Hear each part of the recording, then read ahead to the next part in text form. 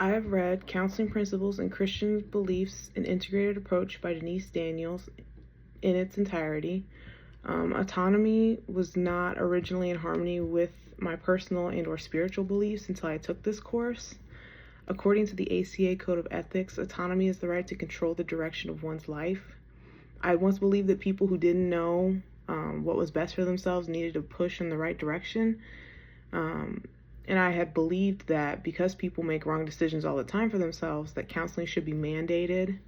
I thought it would make everybody a better person. I thought it would make the world a better place if everyone was just forced to do counseling.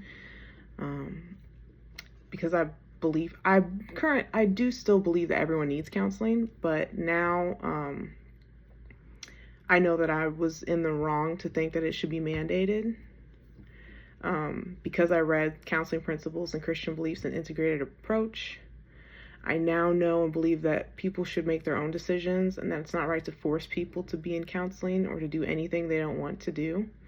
People should be able to make their own choices because it's empowering, and it shows that we as counselors have faith in them to make their own decisions and that we trust them, and it helps with the therapeutic relationship by displaying that trust. People should be able to make their own decisions, their own choices, their own mistakes, because that's how people learn. It's not right to force people to be in counseling or do anything they don't want to do. God gives us the freedom of choice to do anything we want. Whether we choose to follow him or not, he allows us to make that decision for ourselves. Free will is essential. People forced into counseling most likely won't be as earnest to open up about their experiences. It would threaten the therapeutic relationship because the client wouldn't be there by choice but by force, which is wrong.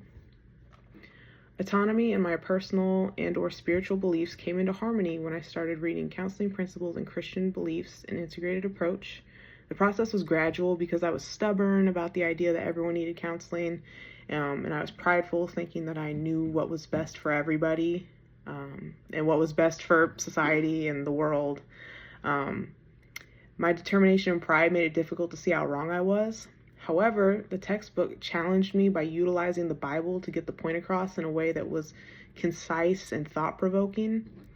For example, Denise Daniel talked about the relationship that God desires to have with us. She says, "He desires a relationship with us, but never forces himself upon us. Our choice is clear in many passages from the Bible where God invites us, not forces us, into a relationship with himself." God champions our free will, and reading about that was extremely eye-opening to me and helped me set aside my pride. It is essential that we as counselors extend the same grace and free will to our clients.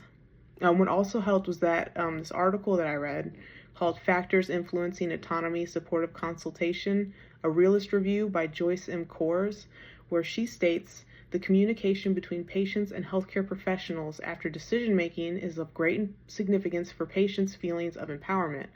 Respect for the patient's choice without positive or negative judgment strengthens the feeling of autonomy, while being judgmental weakens patients' autonomous self-regulation because it strengthens only their external motivation." Coors 2020. So the article also emphasizes that those who perceived autonomy support were more actively involved in consultation and perceived higher levels of physical health and psychological well-being. They also experienced higher decision satisfaction, and there was a higher level of compliance with treatment and or behavioral change. The one ethical moral principle from the ACA Code of Ethics that remains in conflict with my personal and or spiritual beliefs is veracity.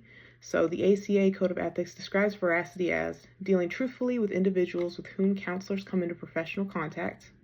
I still need to work through this conflict because sometimes I'm too nice. I know that's not to say that you can't be truthful and nice when speaking to your client. I just want to avoid upsetting them. I know there is a way to be truthful without coming off as harsh or judgmental. I just haven't mastered that as of yet, and that's something I really need to work on, is grappling with feelings of discomfort that are natural and will come about when I'm counseling somebody. So the first action I'll take is rereading the textbook's chapter about veracity. I'll go in with an open mind as I did with autonomy in order to be more receptive to the chapter. I will then do more research about the importance of veracity, just as I did for the importance of autonomy. So, for example, according to the Journal of Rehabilitation Medicine, it is counterproductive to any constructive pursuit in society if we are to proceed without veracity. So I know the importance and I know what I need to do. I believe that if I keep reading about the importance of veracity and how essential it is, that I will be able to overcome my struggles and fears of upsetting my client, which is, again, like you have to step on a couple toes in counseling in order to push people to be the best that they can be, but there is a better way to go about it